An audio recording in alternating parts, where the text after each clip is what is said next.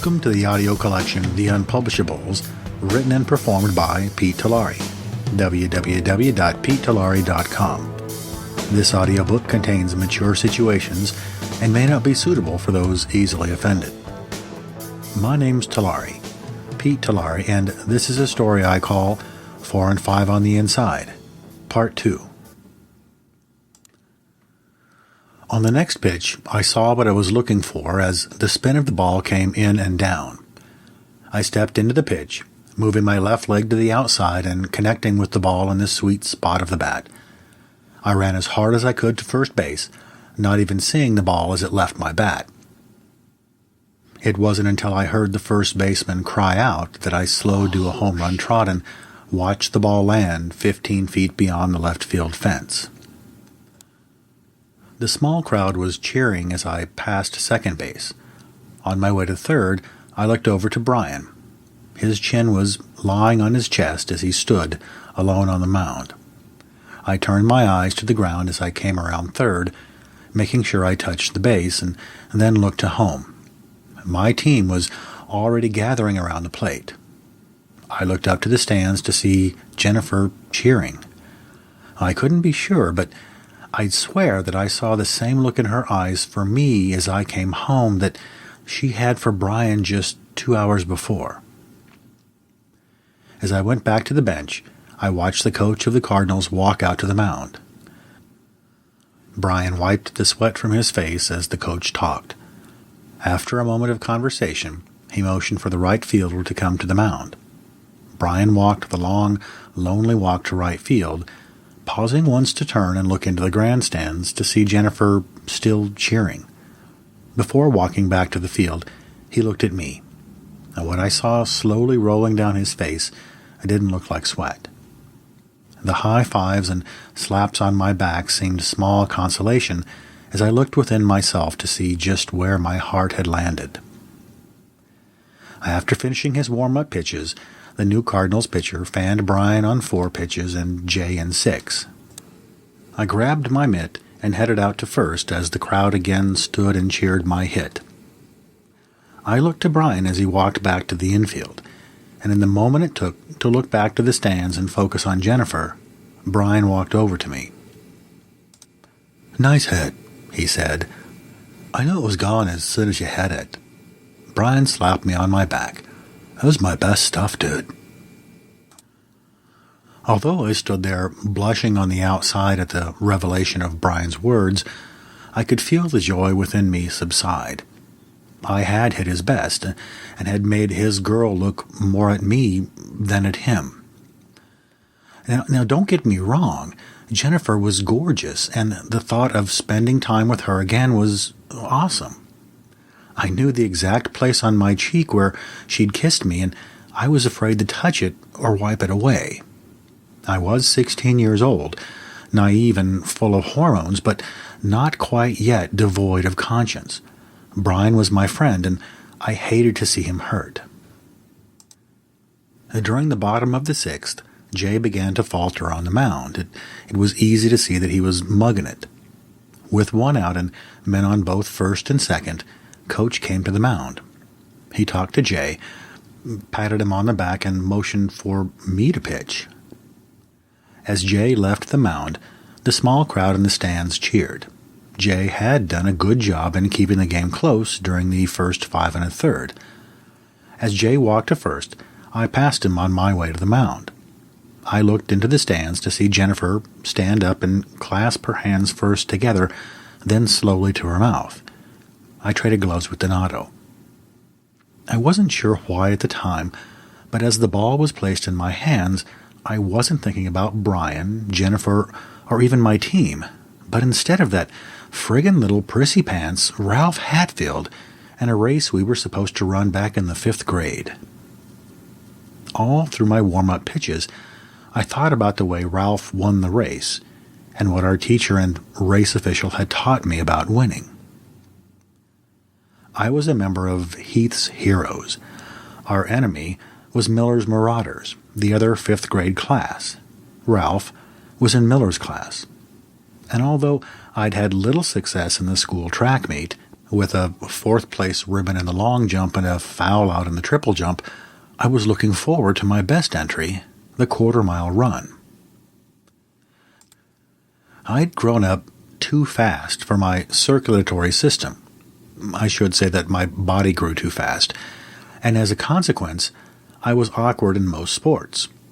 I think I mentioned that before. Some years were good and some years were bad. In the 5th grade, my legs just wouldn't obey my brain whenever I went all out, and they'd quit, making it look as if I would trip over the grass, the sand, or the air. But in the longer runs, I could conserve my energy and compete very well. I'd been dreaming about this final event from the first day of the 5-day school Olympics. As the time for the event grew near, I jogged over to the far side of the field where the starting line was marked in the grass. At the farm town school I was attending, the field would be marked off by spraying diesel fuel on the grass. The grass would soon die and turn brown, marking the field. And I felt as if my 10-year-old body could run forever. And at the starting line, Mr. Heath told the contestants to stand as close to the line as they could. "Knuckle up to the diesel, boys," he said. "Get in the game, man," Johnny said. "Everything you're throwing is fat." I brought my attention back to the game and told Johnny I was ready. The first batter I faced was Brian. I knew that in the year's time since I'd faced him in practice, I'd developed 3 new pitches and added about 10 miles an hour to my fastball. Beginning in October of the previous year, Johnny had taught me a screwball, a split-finger fastball, and a slider, and Brian had seen none of them. I'd also been working on a knuckleball. I was able to pop the ball out of my hand with 3 fingers at the release point, giving the ball a good 2-inch drop as it floated over the plate. The best point of all being that it had no spin. Now, Jay had been begging me all season to teach him the pitch, but I'd held on to the secret. I'd thrown it only twice during the season, and both times with the 3-2 count. Both times had also resulted in strikeouts. As Brian came to the plate, the infield moved to double play depth.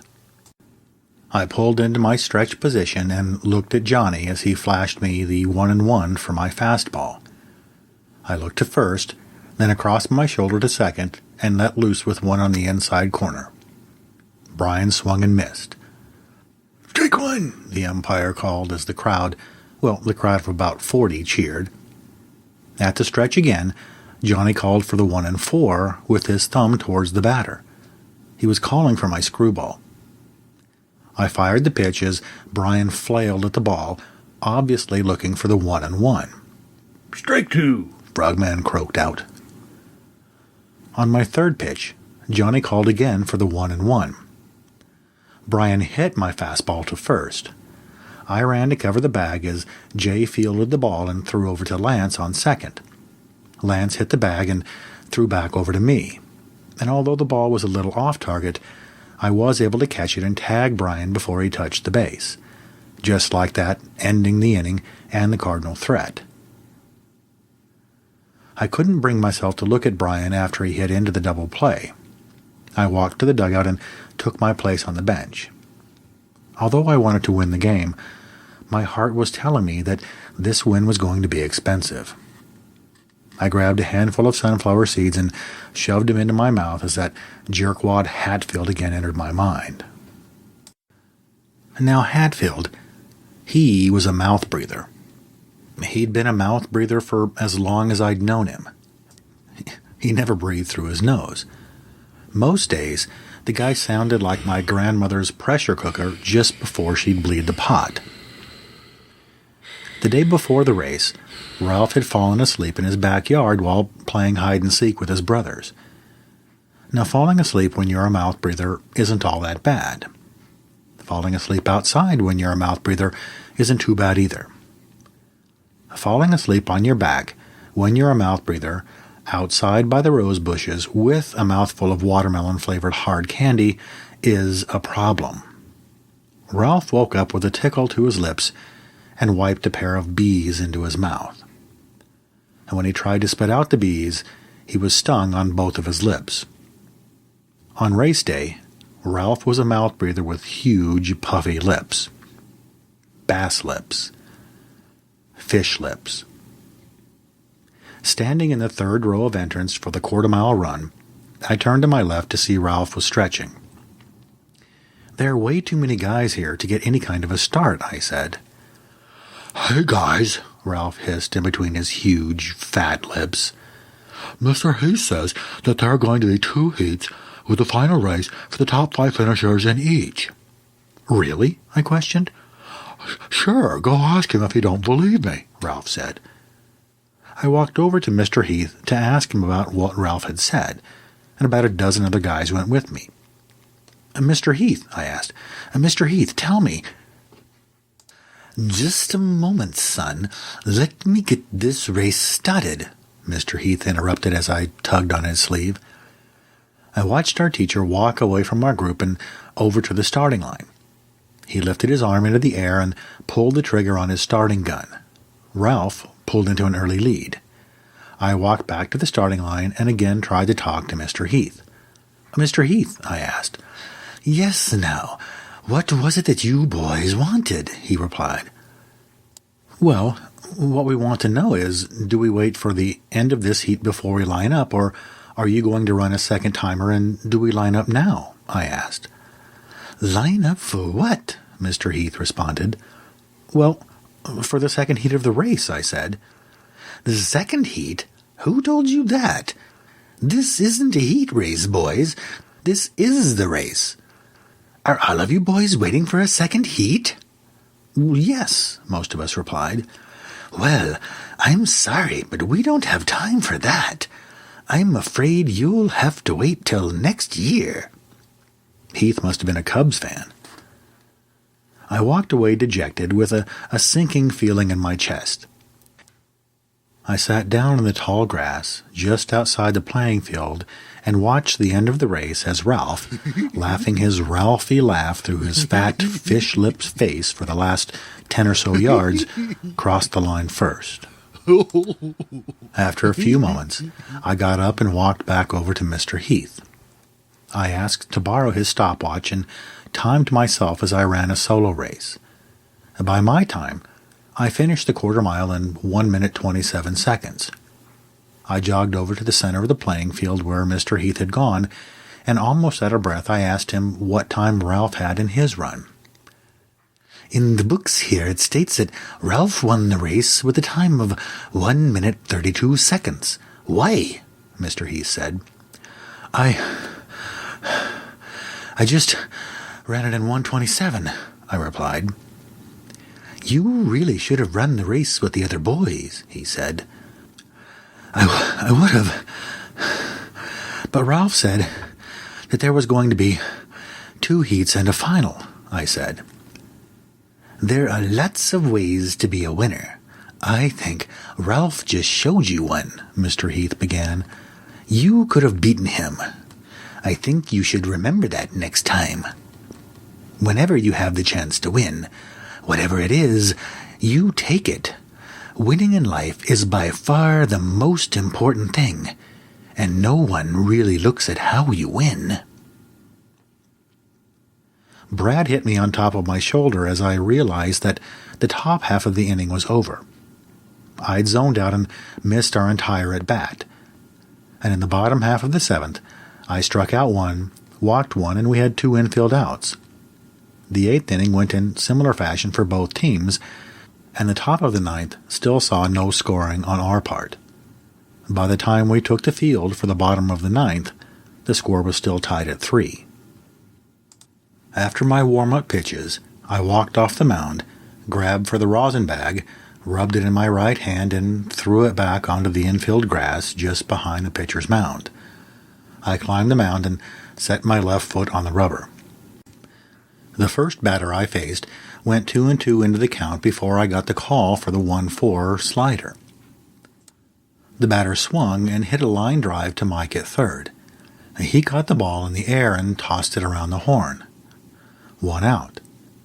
The next batter, a lefty, came to the plate and swung wildly at the first 2 pitches. On the third, he hit a long fly to Curtis, who barely had to move to make the play. 2 outs. The crowd was cheering when I looked over to Jennifer. She was smiling, and as I smiled back, she turned her head towards the Cardinals' warm-up circle. Brian was there, looking at her. I turned to him as he approached the plate, expecting to see some rage in his face as he dug into the dirt. What I saw instead was a sadness. Some crazy kind of sadness that just burrows in deep. A kind of sadness I'd seen on more than a few occasions as Brian and I sat next to each other on the bench. It was a sadness that came with the understanding that loss is just around the corner. Brian rested his bat against his leg and wiped his face with his sleeve. It could have been sweat. Jennifer saw it too as she followed Brian from the on-deck circle to the plate. She stopped her half-hearted clapping and sat down on her hard wooden bleacher seat. Then Brian did an odd thing. He picked up his bat and walked back to the dugout. He laid down his bat, picked up another, and walked back to the plate. And as he did so, a ruckus broke out in the Cardinals' dugout. I didn't know exactly what it all meant, but I supposed that it was a bat that Brian held in reserve, something that held special meaning to him or the Cardinals. I remembered again how Pennywaced Hatfield had tricked me into losing with his words, and I wasn't about to let Brian or his merry band of cheese famundas fool me with their lucky bats. Brian dug into the dirt on the right side of the plate with 2 outs in the bottom of the 9th. The score was tied, and in the GBA League, the game ended in the 9th, even if in a tie. This was the last at bat. After a few practice swings, we were both ready. You've been listening to the audio collection The Unpublishables, Episode 5, 4 and 5 on the Inside, Part 2, written and performed by Pete Tolarie. www.petetolarie.com. This podcast was recorded at the hot room above the garage, with additional production, editing, and mixing by Jay Caruso. Content herein is property of Pete Tolarie. To find out more about the author and to find additional stories, visit www.petetolarie.com. The theme music, Relax and Suffocation, by the original rhythm section of Cradle of Thorns, provided by Jay Caruso. If you like this book, please tell your friends. Better yet, leave a donation. In any case, thanks for listening.